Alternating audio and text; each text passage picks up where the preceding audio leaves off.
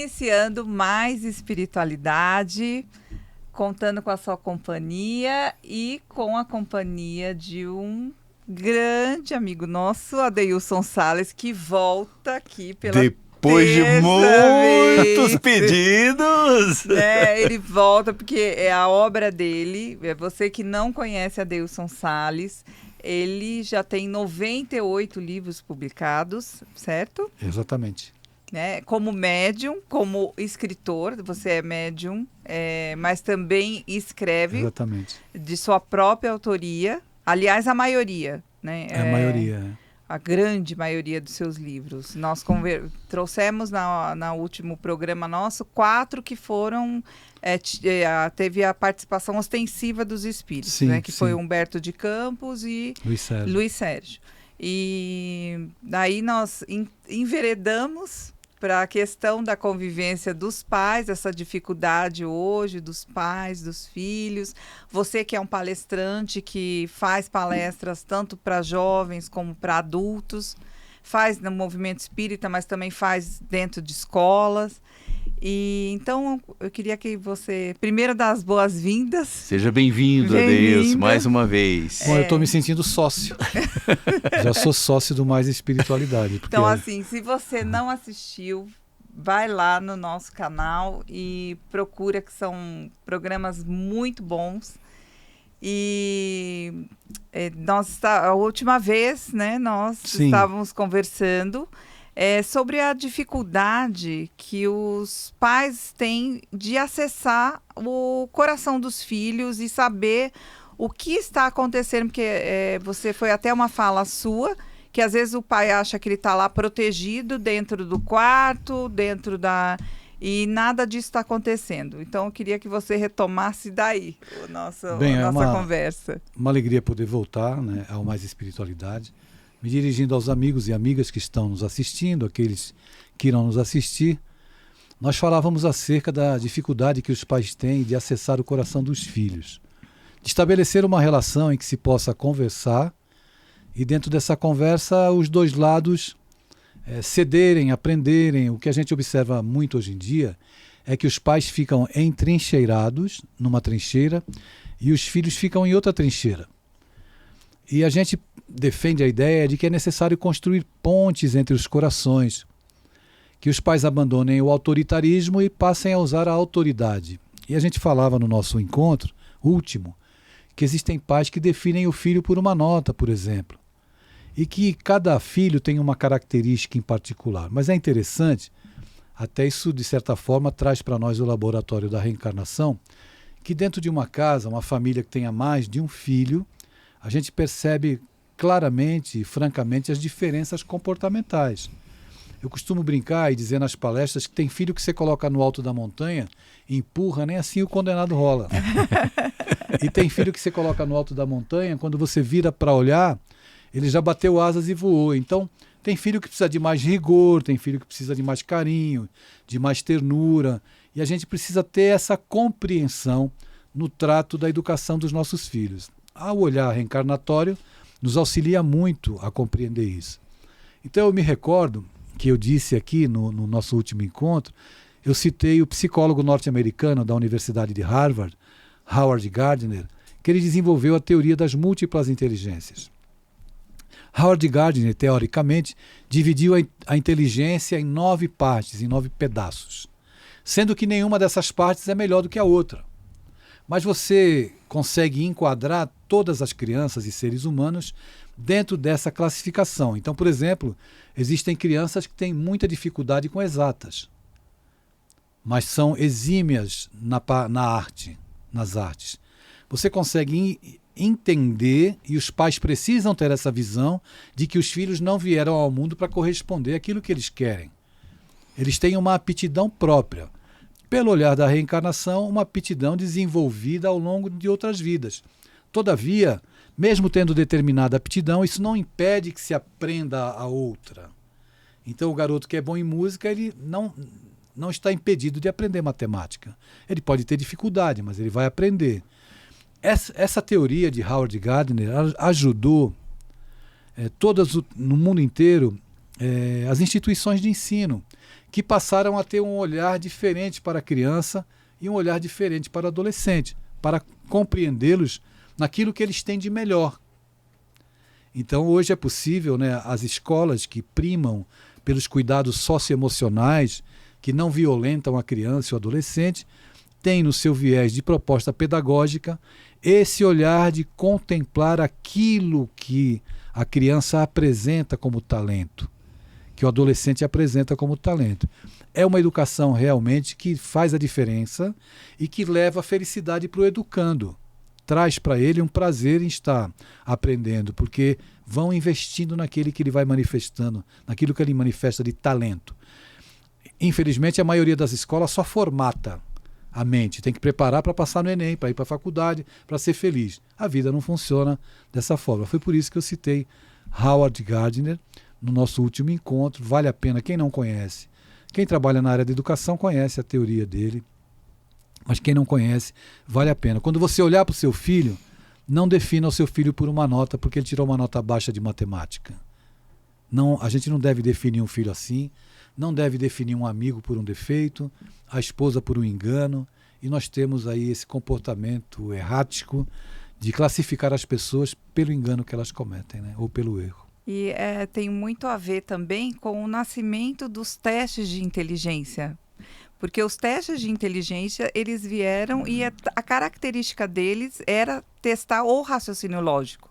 E aí as pessoas acham que é inteligente só mesmo aquele que sabe somar, que sabe matemática, exatamente, que ele tem um raciocínio lógico. E é muito boa a teoria dele, porque ele fala, não, pai, olha, professor, olha a criança.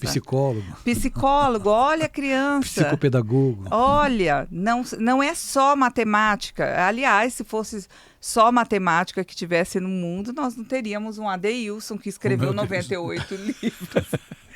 Não teríamos obras tão lindas, música, exatamente, tanta coisa que as pessoas, ginastas maravilhosos, jogadores, tanta coisa incrível que o ser humano tem. Com e às vezes talentos. O pai está ali, não enxerga o filho, porque o filho não vai bem em matemática.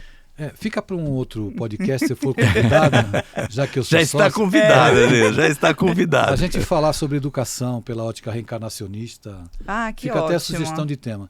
Conflitos emocionais e espirituais na relação pais e filhos. É um tema muito abrangente, porque muitos pais projetam nos filhos o seu ideal porque experimentaram o fracasso da não realização de si mesmos, né? Isso é muito sério. Muito sério, a gente pode falar de outra oportunidade, né? Isso, porque assim, hoje o nosso viés é trazer o quanto você trabalha para que a criança tenha acesso à espiritualidade. Sim. Né? Que você traduza na linguagem infantil, ela saber que existe um outro mundo além desse que a gente vive. Então hoje nós queremos dar esse viés, né? Porque ao nosso programa aqui. Então eu vou começar por onde, Luiz? Por onde eu começo? Pode começar com o Diário de um Fantasminha. Então. Nós percebemos o seguinte: é muito difícil você falar de espiritualidade para criança de 10 anos, e ainda mais assim, você concorrer com o celular, você concorrer com um monte de coisa que existe hoje, o videogame.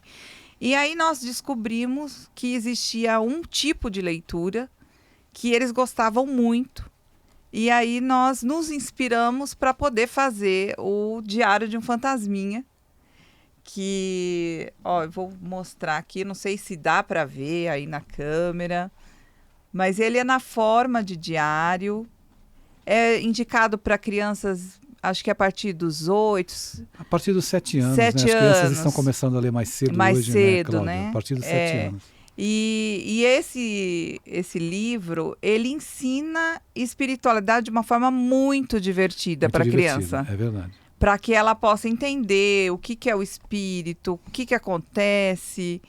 E é muito divertido não só para a criança, é um livro divertido para a família. Exatamente. É uma Para os leitura, pais lerem, muito né? divertido. Lerem com os filhos, é Isso. muito legal. Exatamente. E aí, né, fez o volume 1.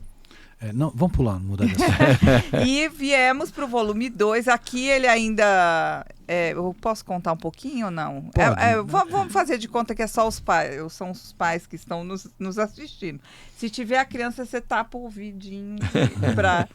Aqui ele está ainda encarnado, né?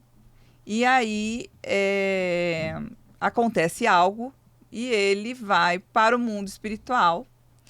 E aí acontece um monte de coisa que eu não vou contar, mas é muito divertido, é de uma forma muito legal, que a criança vai tomando contato com os espíritos que estão à nossa volta, que convivem. Alguns percebem, como a Deilson, que tem uma mediunidade mais ostensiva. Você, assim, vê sempre como que é.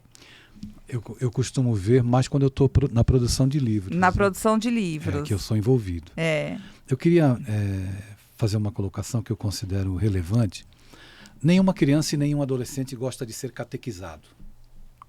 Aliás, nem nós queremos. Alguém que queira nos obrigar a pensar de uma forma ou de outra. E a criança, mais claramente ainda. Então, nós precisamos trabalhar uma literatura, eu já chego no Diário de um Fantasminha, onde a gente vá trazendo para a criança esse senso de espiritualidade, mas a partir do mundo dela e não do mundo do adulto. Então, quando eu quero falar sobre perdas para a criança, qual é a primeira perda que uma criança experimenta? A perda dos dentes. Ela perde os dentes. Então eu até criei uma história em que a criança que gostava muito de assoviar, de repente não consegue mais assoviar. Fica a janelinha, ela não assovia mais e fica triste. A partir disso, né, ela sente saudade dos assovios que ela tinha. É a primeira perda de uma criança. A gente trabalha coisas que aparentemente são simples, mas que têm um significado e que são relevantes no mundo dela. Para chegar no animalzinho de estimação, para depois chegar no avô que desencarnou, no parente, no amiguinho, aquilo tudo que faz parte da vida e que as pessoas têm uma dificuldade muito grande de falar. O Diário de um Fantasminha, ele não é um livro triste, ele é um livro para cima, um livro feliz, tem muita brincadeira do personagem, etc, etc. Então, é um livro em que o pai e a mãe que têm dificuldade de falar com uma criança sobre esses processos naturais da vida e não tem habilidade, esse livro ele é um instrumento para isso, de diversão, de aproximação de pai e filho, porque a leitura de um livro, não necessariamente deste, mas qualquer leitura cria uma relação intimista entre os pais e os filhos. É a fomentação de uma memória afetiva, a criação de uma memória afetiva. A criança que o pai conta uma história, que a mãe conta uma história. E o Diário de um Fantasminha é para ser lido com a criança, em família, porque é uma história muito divertida. Quando a gente fala assim, ele vai passar por uma outra fase, isso não tem nada aqui de pesado.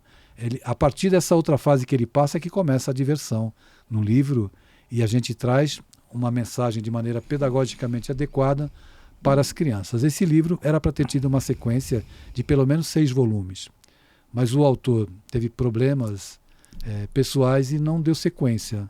Então, mas ainda hoje as crianças cobram, me pedem a continuação dessa série. Né? Vamos ver a nova fase do autor. E foi um grande sucesso, né? Foi um grande sucesso, né? As pessoas amam, né? As crianças... Aqui, no volume 2, também é no mesmo formato de diário, né? Porque é um diário, ele vai contando o que acontece com ele. Na escola, né? Aí aqui ele já está na escola de Fantasminha, porque ele já... É muito divertido. Muito, muito divertido, né? Porque ele pergunta, aqui a gente come pipoca? Não tem pizza? Não tem batata frita? Não tem batata frita? É muito legal esse livro. Muito divertido. Então é uma forma leve de tratar um assunto difícil, que é a desencarnação de pessoas queridas. E outra coisa... E tratar também da vida após a morte. Exatamente. Os pais, Na verdade, a maioria das pessoas tem dificuldade de falar sobre esse tema que é agudo. É um tema delicado, é um tema difícil, mas que faz parte da vida. É um tema que deveria ser tratado com mais leveza e entendimento. A nossa cultura, né, já na cultura oriental, existe já uma visão diferente com relação à morte. A gente tem uma literatura que procura auxiliar os pais, porque as crianças adoecem. Elas entram em processo depressivo quando morre um animalzinho de estimação, quando morre um parente ou coisas assim, né? Então, o espiritismo, ele não veio para falar de tragédias, ele veio para consolar. E as crianças também precisam receber informações que as auxiliem a enfrentar esse transe que às vezes atinge a família inteira de uma maneira saudável. Não é que não vá chorar, não é que não vá sofrer. Todos precisamos experienciar o luto quando isso acontece nas nossas relações. Mas a gente, de que maneira passar por esse luto, né? Fazendo disso uma tragédia, ou um transe, ou uma fase em que a gente vai aprender a manifestar gratidão. Obrigado, vovô, obrigado, vovó, obrigado, papai. Obrigado, meu cachorrinho, meu gatinho, por todas as alegrias, né? Que eles acabaram nos trazendo. Muito legal. É importante a gente falar, porque como se alguém já assistiu os outros programas que nós fizemos com você, sabe que uns você é médium e outros você é o autor. Sim. Nesse aqui você é o autor. É porque eu tive que criar essa história, né? A partir da sugestão do Luiz, que me pediu, tu já leu o Diário de um Banana? Eu falei, não li. Ele falou, leia. Aí eu peguei o livro na hora do almoço, de noite eu mandei a mensagem, já vou escrever o Diário de um Fantasminha. E aqui, não tem banana dentro do meu livro. Tem conteúdo, tem alegria, tem diversão, né? É um livro sobre espiritualidade. Sobre espiritualidade. E aí depois o aí, anjo... Não, vamos para esse, né? Porque a grande missão desse livro aqui, que é o Evangelho segundo o Espiritismo para crianças, surgiu de uma dificuldade nossa de manter a nossa filha sentada durante o Evangelho no Lar, que nós fazemos, e era muito difícil mantê-la. E aí nós pedimos socorro para o Adeilson, e aí ele veio com essa preciosidade, que aí você pode falar melhor como que nasceu o Evangelho segundo o Espiritismo para crianças. Bom, o Evangelho segundo o Espiritismo de Allan Kardec é impossível de uma criança ler. Se o pai fizer a leitura e pedir para a criança perguntar para ela o que ela entendeu do que ele leu, coitada da criança, ela não vai entender nada. Não vai entender nada. Então, qual é a minha preocupação, através até de outras obras conhecidas que eu tenho lançadas, né? É traduzir numa linguagem, repetindo, pedagogicamente adequada, no entendimento infantil. Eu não posso escrever para a criança sem ir no mundo da criança. Quando me falam assim, eu tenho que fazer palestra para adolescente. Falar sobre o adolescente todo mundo fala, mas falar para o adolescente é muito diferente. Falar sobre e falar para é diferente. Da mesma forma com a criança. Então, eu sempre procuro adequar, como eu tenho muita criatividade, né, Luiz? Eu procuro adequar uma história em que eu possa traduzir a essência daquele capítulo do Evangelho. E foi isso que eu fiz, criando as histórias nesse livro, que virou sucesso também, né? Um grande sucesso. Um grande sucesso. Aonde eu vou, eu conto uma história desse livro, ele acaba, né? Vende demais. Daqui a pouco a gente fala da novidade também. E aí eu criei essas histórias, e o ilustrador... Que é o Bandeira. Olha, eu abri sem querer nessa página. Sem querer. Ele é tão bom, esse ilustrador, não sei se dá para mostrar. Que ele me colocou aqui, olha eu aqui de azul. Eu estou de azul. E ele está de vermelho. E ele de vermelho, lá de cá mesmo, de lá de cá. Eu perdi a referência, né? Que a imagem sumiu. Ele está aqui, ele é o general aqui, olha. Esse aqui, vermelho. Esse é o ilustrador. E esse aqui, do outro lado, de azul. É o autor. Sou o autor. E o livro é muito bonito. E o capítulo é Amai os vossos inimigos. Conta um pouquinho dessa história, Deus. Amai os vossos inimigos. Aqui tem 2 exércitos que se encontram numa fronteira. Ali, parece até a Coreia do Norte e a Coreia do Sul. Naquela eminência sempre de ter um conflito bélico. Até que um dia uma criança que está de um dos lados da fronteira chuta uma bola para o outro lado. Aí a bola cai lá do outro lado no exército e colocam a bola dentro de um canhão. Aí jogam a bola para o outro lado. Aí devolve. Aí começam a jogar bola de um lado para o outro, estabelecendo, né, através de uma brincadeira infantil, da pureza da criança, um instante em que todo o exército, aqueles homens de coração endurecido, bélicos, hostis, se voltam para a brincadeira. O resultado é que depois de um tempo todo mundo está jogando bola. As crianças, o soldado de um exército, de outro lado. E o livro fala sobre esse amor. Não é que a gente pode manifestar e aprender, né? E é o capítulo do Evangelho segundo o Espiritismo, de Allan Kardec, Amai exatamente. Amai os vossos inimigos. Então né? o papai e a mamãe podem abrir o Evangelho de Kardec no capítulo 5 e abrir neste livro o capítulo 5, Amai os vossos inimigos, que a criança vai ter uma história que possa falar para ela acerca da importância de amar e de perdoar e de conviver, que é a mensagem que o mundo está precisando hoje. E uma dica para o pai e a mãe às vezes a criança tem preguiça de ler.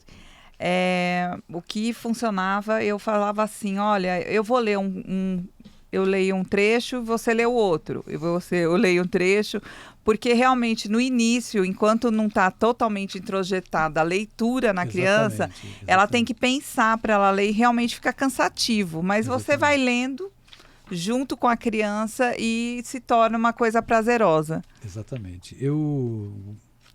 Para mim é particularmente muito emocionante esse livro, né? Quando eu vejo o que causa nas crianças, nas pessoas, as pessoas ficam surpresas. E quanto mais a gente vai, as pessoas compram o livro, elas ficam surpresas. E a gente vê o quanto a gente ainda precisa trabalhar para esse livro. Mesmo a gente já tendo outros projetos chegando por aí, né? Essa história aqui, a história da estrelinha do mar que tinha inveja da estrelinha do céu, é uma história onde eu conto nos congressos que eu vou. Olha que ilustração belíssima, né? E aí você pode contar hoje também, Adilson. Posso, claro. Posso. Essa história, ela se refere ao capítulo do Evangelho segundo o Espiritismo, que se chama Bem-aventurados os pobres de espírito, ou pode ser interpretado também como bem-aventurados os humildes. E essa história nos fala de uma estrelinha que morava no fundo do mar, né? Claro que a câmera acho que não vai aproximar, não sei se consegue aproximar. Está aqui a danadinha, está lá debaixo do mar, acompanhando o balanço da maré, para lá e para cá, toda feliz. Mas ela ficava sempre contemplando, principalmente nas noites em que o céu estava limpo, sem estrela. Ela ficava olhando para as estrelas do céu e dizia assim, mas eu gostaria de estar lá em cima, porque eu tenho tanto brilho, que se eu estivesse lá no céu, certamente eu iluminaria mais do que todas as estrelas que lá se encontram. Então ela tinha esse sonho, esse desejo, e vivia falando sobre isso. Eu não aguento mais viver no meio dessa água salgada, nessa maré que me balança e me joga de um lado para o outro. Um dia eu ainda quero ir e me tornar uma estrela lá do céu. Certa noite, uma estrela cadente caiu do céu. Caiu do céu e, para surpresa da estrelinha do mar, a estrelinha do céu que está aqui, né, na ilustração, aqui, olha ela aqui. Ela cai e a estrelinha do mar se surpreende e fica assim espantada. Mas você caiu lá do céu e eu gostaria de estar lá, porque eu tenho tanto brilho. Ela era um tanto quanto convencida. É uma estrelinha bem bestinha ela, sabe? E ela fica nessa proposta e fica. Eu quero ir para o céu, E certo dia o desejo dela se realiza, ela vai parar no céu. E quando ela chega, já chega causando confusão. Eu não preciso de ninguém, não se aproximem de mim, porque eu tenho brilho próprio. E está aqui ela, entre as outras estrelas. Olha, a estrela do mar, vermelhinha, no meio das estrelas do céu aqui, olha. Coisa linda, né? Esse projeto aqui. Como é difícil, a gente já tem problema, gente. Tem problema motor. Então tá aqui a estrelinha, e ela, lá de cima, ela fica criando, de certa forma, confusão, porque ela diz, eu tenho brilho próprio, eu não preciso de ninguém. Enquanto isso, lá no fundo do mar, a estrela cadente começa a fazer amizade com todo mundo. fica encantando o coral. E a vida no coral muda, fica mais alegre, fica mais feliz, porque aquela estrelinha... Gente, olha que preciosidade essas ilustrações. Bandeira é muito talentoso. Ele é muito Ele é bom. fantástico. A vida lá no coral fica mais feliz. Mas o que que acontece? A nossa querida estrelinha do mar, que achava que tinha muito brilho, se desprega lá no céu e cai dentro da água novamente. Cai dentro da água novamente. Olha, está aqui, para mostrar para vocês. Ela cai dentro da água novamente. E quando ela chega no fundo da água, do mar, ela percebe que a vida estava diferente ali. Mas o que que aconteceu? Ah, não, é que um dia veio uma estrelinha que caiu do céu, ela encantou a todos, iluminou a todos, mas chegou a hora da despedida e ela teve que voltar lá para o céu novamente. E está aqui a estrelinha, né? Está ela aqui, embaixo do meu dedo, aqui do lado. Está aqui. Ela voltou para o céu e a estrela do mar voltou realmente para o seu lugar, para aprender que é importante ser humilde. Então, essa estrelinha do mar é uma estrela invejosa.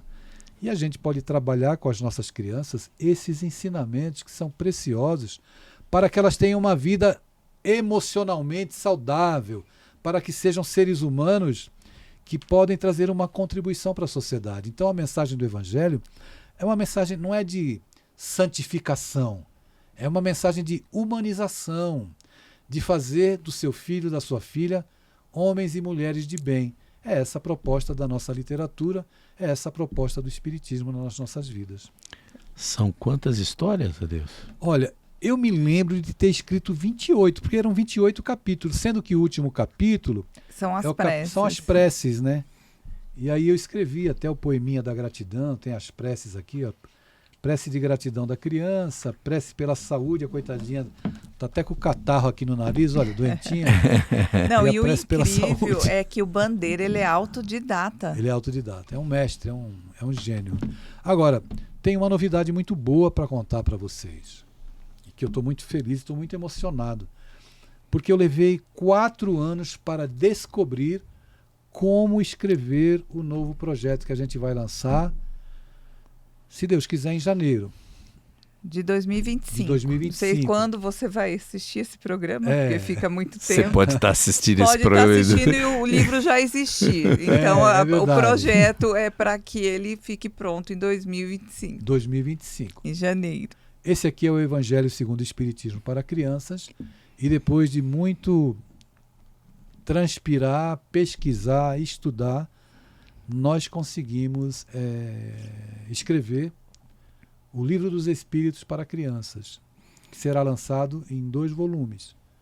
Então vai sair o primeiro volume em janeiro de 2025, essa é a nossa projeção, se somando aqui ao Evangelho segundo o Espiritismo para criança. Está aqui na 4ª capa, são 27 histórias e ao final preces e atividades divertidas. Eu considerei como 28, né? Contemplando os 28 capítulos do Evangelho segundo o Espiritismo. Então, no Livro dos Espíritos para criança, o Livro dos Espíritos tem 1019 perguntas. Nós descobrimos que Allan Kardec distribuiu as 1019 perguntas em 28 módulos. Aqui tem 28 capítulos, o Livro dos Espíritos, 28 módulos. Cada módulo com um número correspondente de perguntas. Então, eu li as perguntas, as respostas e escrevi uma história infantil na essência desse número de perguntas e respostas correspondente a cada módulo. Eu estou ansiosíssimo porque as ilustrações já estão adiantadíssimas e o livro está ficando muito lindo, tão lindo quanto esse aqui, mas eu tenho certeza que ele vai causar um barulho muito grande. E vai iluminar muita gente. E facilitar a vida dos pais. Dos pais, dos educadores. Construindo uma base, né, Adeilson, o que é mais importante, porque às vezes os pais acabam não tendo consciência da importância de evangelizar a criança, né, quando ela está começando, com 6 anos, 7 anos, 8 anos. Vou aproveitar a tua fala para me dirigir aos pais. O filho que está aí na sua casa, ele é um ser integral. Então, ele não é esse ser orgânico, né? Quando você não está educando um corpo, é importante entender isso. Você não está educando um corpo, você está educando um espírito imortal. O seu filho tem a necessidade de se nutrir, de comer bem, se alimentar bem, para nutrir a constituição orgânica. Mas o seu filho também tem a necessidade de se nutrir emocionalmente e espiritualmente com valores éticos morais, para que ele seja uma criança que possa lidar com as frustrações do mundo, com a vida que é difícil, a sua não foi, certamente a do seu filho também não vai ser. Mas se nós instrumentalizarmos os nossos filhos com literatura, com bons exemplos, eles se tornarão cidadãos não definitivamente felizes nem perfeitos, mas pessoas capacitadas para gerir as suas angústias, administrar as suas dores e poder transitar por esse mundo de uma forma talvez muito melhor do que eu e você. Muito bonito. E assim, uma das facetas mais belas, que além da infantil, é a sua escrita para o adolescente, a sua fala para o adolescente. Nós trouxemos no programa anterior o trabalho mediúnico que você desenvolveu com a finalidade para o jovem ler, mas também ele tem atingido os pais. Nós temos tido muita depoimento dos pais que leram o livro e adoraram, que ajudou demais. E eu achei muito, muito interessante o que o Luiz Sérgio falou para você, né? Falou assim: Adeilson, você vê com os olhos da terra. Isso. Eu estou vendo com os olhos daqui, eu estou vendo o que está acontecendo aqui. Sim. para atingir as crianças e os jovens. Luiz Sérgio é um espírito, É um espírito. Mas esse aqui é um livro que você escreveu para o jovem, que é a série aqui, ó. Que era uma série, foi colocado todo, porque as pessoas ficam, mas eu tenho como, né? Já colocamos todos num só, para que a criança possa, porque já leu um, já quer saber a segunda história, a terceira história, então ficou mais fácil todos no mesmo lugar. Então, aqui a série Anjos, que é muito divertida também. Sim. Eu posso dizer como uma jovem adulta, que a minha adolescente que vive aqui dentro ainda adorou ler Anjos. Então eu queria que você falasse um pouco desse projeto pra gente, como que ele nasceu. Bom, eu quero antes, tem um livro ausente aqui, que nós trabalhamos e lançamos, que virou peça de teatro, que é Os Jovens Demais para Morrer. Isso. Foi o meu primeiro livro, meu primeiro romance, publicado pela editora Intelitera, dos meus amigos Luiz e Cláudia, que fala de uma jovem nazista, uma adolescente, filha de um oficial da SS nazista, né, alemã. Ela se apaixona por um garoto judeu e eles vivem uma aventura. O livro tem duas fases distintas. A primeira fase dessa vida em que eles vivem no período da Segunda Guerra Mundial, e depois eles se encontram na vida seguinte, quando vão fazer matrícula na faculdade de medicina, os dois. Que já seria na vida atual, né? Seria na vida atual. Bom, eu terminei a primeira fase desse livro, assim, eu não acredito. Pois é, Cláudia, eu precisava dar esse dinamismo, porque a gente queria falar sobre reencarnação, né? E trazer os personagens como personagens principais, os jovens. E o livro ele é muito envolvente, ele virou peça de teatro, e eu tenho que trabalhar mais esse livro nas minhas falas, levar, mostrar, porque o autor precisa fazer isso, né? E eu preciso fazer. Mas a série Anjos, a gente não tem aqui nessa obra, não é uma obra para falar sobre anjos. A palavra anjos ela é composta da inicial do nome de cada adolescente que compõe um grupo secreto que foi criado numa escola. Sendo que o J de Anjos aqui, a Jéssica, ela é uma garota médium, uma adolescente médium. E através dela eu apresento espiritualidade. Então, esse grupo secreto atua dentro de uma escola e eles procuram ajudar outros jovens que vivenciam os problemas normais da sociedade atual. Tem um código secreto pelo qual eles se comunicam. As ilustrações elas são muito relevantes e importantes porque são em mangá. Que né? também para quem gosta de mangá. ilustrador fantástico que é o Rui, Exatamente. que é incrível. Exatamente. Rui Juazeiro, Rui né? Juazeiro, Então o Rui, ele que está nos Estados Unidos, né? Está nos Estados Unidos também, está todo mundo indo embora para lá. Que está nos Estados Unidos. E as ilustrações em mangá, evidentemente, que dão um atrativo maior, né, para essa obra. Esse já é para pré-adolescentes e adolescentes. Pré-adolescentes, né? E adolescentes. Olha que bonito, né? Então, a garotada gosta muito. Eu tenho a obrigação, é interessante, eu assisto animes, porque eu tenho que assistir. Assisto o que se lança, porque eu tenho que aprender. Eu comprei o livro de mangá, levei para casa, e quando eu fui abrir o livro, eu não conseguia, porque o mangá você começa a ler de trás para frente. Eu não sabia disso, porque não. É japonês, né? É japonês. O livro japonês é de trás para frente. É de trás para frente, e você lê da direita para a esquerda. Então, tudo isso eu aprendo e me esforço por aprender, porque eu preciso me manter conectado. Nós temos aí a caminho um novo perfil literário que eu vou mostrar e vou revelar. Eu sei que vai surpreender, mas eu estou fazendo um novo percurso e estou muito feliz, estou feliz pra caramba. Já tive uma conversa até com o Luiz sobre isso, porque a gente precisa de apoio, né? Para sentir que as ideias... E eu estou recebendo total apoio, então em breve a gente vai lançar um livro de suspense para adolescentes, que me pediram, certa feita, numa Bienal, Adeilson, quando você vai escrever um livro de terror? E eu fiquei assim, livro de terror? Livro de terror, esse não é um livro de terror, mas é um livro que tem uma pegada de suspense quase sobrenatural. Então eu estou muito feliz e a gente vai em breve trazer esse outro perfil literário, porque nós temos que chegar no coração dos adolescentes. Eu considero que essa aqui foi uma fase da minha vida como escritor, e agora eu vou entrar e produzir uma outra coisa, uma outra fase, e eu estou encantado com a produção do que eu estou fazendo. Eu acho assim incrível a sua criatividade, porque assim, na primeira história você traz a questão da influência dos espíritos, porque a Jéssica, ela se descobre sensitiva, médium, né? Sim. Aí na segunda você vai abordar a questão da obsessão. Sim. E você, assim, conseguir, né, fazer um paralelo com Romeu e Julieta, que coisa incrível! Incrível! É uma história mundialmente conhecida, um clássico, né? E é envolvente, né, Deus? Eu coloquei os Capuletos e a outra família, eu já nem lembro mais.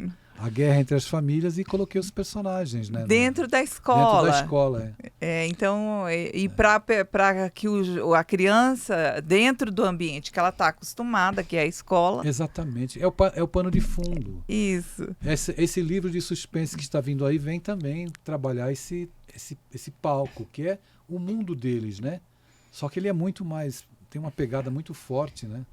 E bem ostensivo. Mas o Anjos é um clássico para mim. E marcou muito a minha vida, né? Tem um código secreto aqui, gente, que é muito divertido. Você tem que ler, você tem que vir para identificar as mensagens. É muito legal. O alfabeto está numerado, né? É isso. E aí, na última história, você já está trazendo a questão do cuidado que se deve ter na parte de celular, né? Vazar fotos. Exposição do adolescente. Violência. O perigo que tem, né? Deixar exatamente. Vazamento de imagens, às vezes, né? de imagens. Eu já atendi adolescentes que entraram em processo depressivo porque tiveram as suas intimidades com o garoto com quem elas ficaram expostas na escola, né? Nossa. Com o desejo de se suicidar. Isso tudo é muito sério, né? E a gente precisa trazer uma literatura que instrua, sem o desejo de catequizar, que ao mesmo tempo seja educa, lazer, né? E que eduque, né? Educa. Isso é fundamental, principalmente trabalhando para esse público. E é uma alegria muito grande, né, que a Inteliter tenha me acolhido como autor e a gente tenha desenvolvido essas coisas. Eu creio que nós ainda iremos fazer muito mais. Chegar aos 200, né, Deus? Não necessariamente nos 200, mas trabalhar obras com outras, porque a gente vai vivendo um momento diferente. O filósofo Heráclito dizia que o homem que entra no rio às 10 da manhã e volta para entrar no rio às 10h30 não vai entrar no mesmo rio. Com certeza. Nem é o mesmo homem, nem é o mesmo rio. Então é evidente que o escritor ele também passa por uma maturidade, uma maturação. E eu sempre fui alguém que eu pesquiso, por isso que eu leio animes, assisto séries que eles gostam, para que eu possa estar em condições de produzir algo com espiritualidade, dentro da perspectiva que eu entendo ser importante para eles, né? Adeilson, na sua vida, né, como escritor, com certeza você ouviu muitos feedbacks de crianças, de mães, de jovens. Eu gostaria que você, se você lembrar agora de trazer um desses feedback que realmente assim foi relevante para você, foi importante para você naquele momento, e dizer, poxa, valeu a pena eu ter escrito, eu ter ficado, né? Porque às vezes as pessoas não têm ideia do trabalho que é escrever um livro, né, Adeilson? Não é fácil, você passa horas, dias se dedicando, né? Esse livro, por exemplo, você imagina, foi um ano, né, você Luiz, criou 28 histórias, né? 28 histórias, são histórias belíssimas. Então, quanto tempo você não se dedicou a escrever esses livros? E, com certeza, no seu dia a dia, em palestras, autografando, você deve ter recebido muitos elogios, muitos feedback, e eu gostaria que você, se você lembrar, né? Eu lembro de muitas coisas, mas uma das mais marcantes, eu estava num auditório e bateram no meu ombro. Aí eu me virei e era um homem. Ele me disse assim, olha, eduquei meus filhos com seus livros infantis. E eu quero te agradecer por você ter produzido essas obras. Foi um momento assim que me marcou profundamente. Esse momento se repetiu com outras pessoas em outros locais. Eu já tive em lugares que eu fui reconhecido por crianças, e as crianças queriam falar comigo. Já fui fazer palestra em outros estados e tinham crianças na porta me esperando com o livro na mão.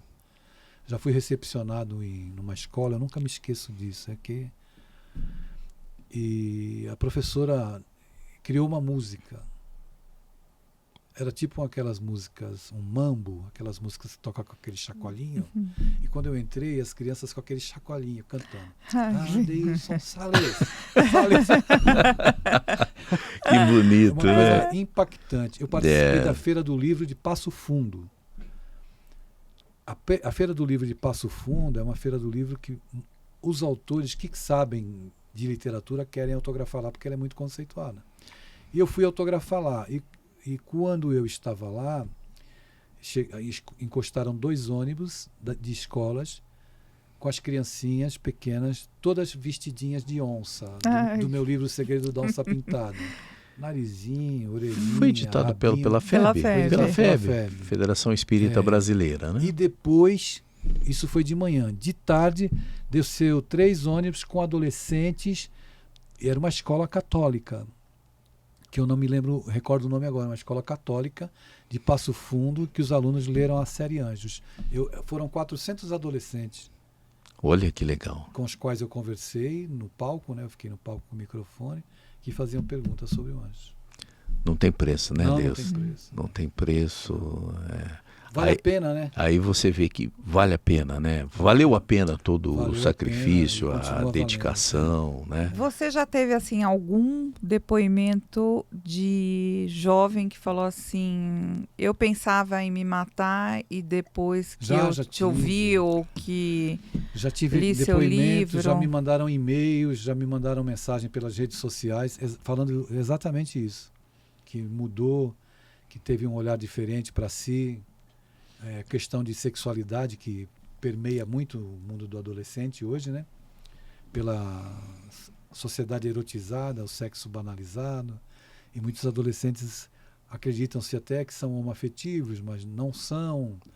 Garotas lésbicas que não se acreditam e também não são, e aqueles que são efetivamente, que eu acolho como meus filhos, etc., a gente tem muitas falas, pacientes também, como psicanalista.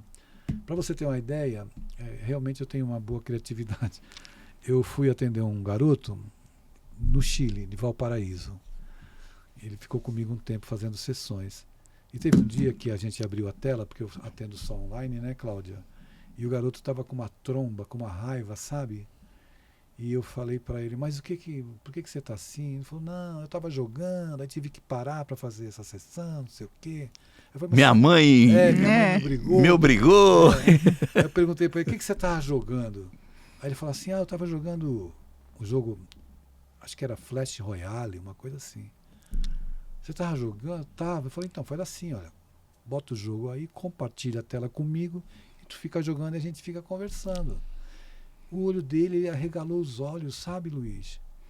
E ficou impactado. Tá falando sério? Eu falei, tô, compartilha comigo. Aí eu fico vendo tu jogar e a gente vai falando. E ele não perdeu tempo, compartilhou a tela. Era isso que eu queria. Aí só que eu armei uma marapuca para ele, né? Aí eu falei, quem é esse personagem aqui? Esse é o vilão? Aí fui fazendo as perguntas. Aí eu falei, quais são as pessoas da sua vida que se enquadram nesses personagens? Aí ele foi falando da inspetora chata da escola, que ele classificou como uma personagem lá, vilã. Então eu trabalhei no jogo o universo emocional dele sem que ele deixasse de jogar e evidentemente que ele passou a gostar muito de mim. Já ganhou. Aí ele gostava de desenhar. Eu falei, quero ver teus desenhos. Então, porque aí eu vou entrando no mundo dele, tem empatia, o vínculo se cria e você efetivamente começa a ajudar. E isso eu fiz mais de uma vez. Olha. Com ele e com uma garota de Recife que gostava de jogar Minecraft. Eu falei para ela, joga aqui comigo, me ensina e tal. E a gente vai, né, Luiz? Entrando no mundo deles e ao mesmo tempo perfeitamente. Aí trazendo... Eles contam tudo para mim. Tem adolescente que me manda mensagem, Deus, estou com saudade de você. Queria conversar contigo. Que bonito isso. Eu acho isso assim... Prazeroso, né? Prazeroso, gratificante, né, Deus? Eu creio que a espiritualidade me ajuda muito, né, Luiz? Para que eu tenha essas ideias assim. Porque não é possível, né? De onde sai isso, né? É muita coisa, né, muita Deus? Coisa, é muita coisa. Realmente é. Mas, Cláudia, estamos chegando ao final do programa. Né? Não vamos ter que pedir de novo, né? O Mauri já deu um toque ali pra gente. Olha, qual é a proposta do próximo programa, que nós vamos falar sobre educação, não é isso? Eu acho que para a gente prestar um serviço bacana, Cláudia, é uma sugestão, né, Luiz, para vocês avaliarem. Nós poderíamos trabalhar o tema, que é um tema forte, viu, Luiz? Conflitos emocionais e espirituais na relação pais e filhos. Olha... A gente pode falar de conflitos emocionais, mediunidade, né? Os conflitos do jovem, o livro Vossos Jovens Profetizarão, a gente pode mostrar ele, trazer os exemplos dele. Está aprovado. Está aprovado. Está aprovado, está o convite para você. Combinadíssimo. Para você voltar, quem sabe, falando também do 100º livro. Livro dos Espíritos para Crianças. A gente vai querer falar sobre ele até morrer agora. Adeilson, quem desejar entrar em contato com você, seguir você nas mídias sociais... @Adeilson Salles Oficial. Adeilson, S-O-N, no final, Salles com 2 L's, oficial, no Instagram, e Adeilson Salles no Facebook. São as 2 redes que eu tenho usado ultimamente. No Instagram você vai encontrar contato, WhatsApp, se quiser entrar, mandar mensagem, fiquem à vontade. Então, muito obrigada, Adeilson, por você estar aqui conosco. Alegria minha. Que a sua casa, né? Obrigado. Que você possa vir outras vezes aqui. É sempre uma alegria estar aqui com você. A gente aprende muito com você. E se você gostou, se você também aprendeu bastante com a Adeilson, compartilha o nosso vídeo para as pessoas que você gosta. E assim nós vamos com mais espiritualidade, espalhando mais espiritualidade por aí. Muito obrigada pela sua companhia. Obrigada, Adeilson, mais uma vez. Obrigado. E até mais.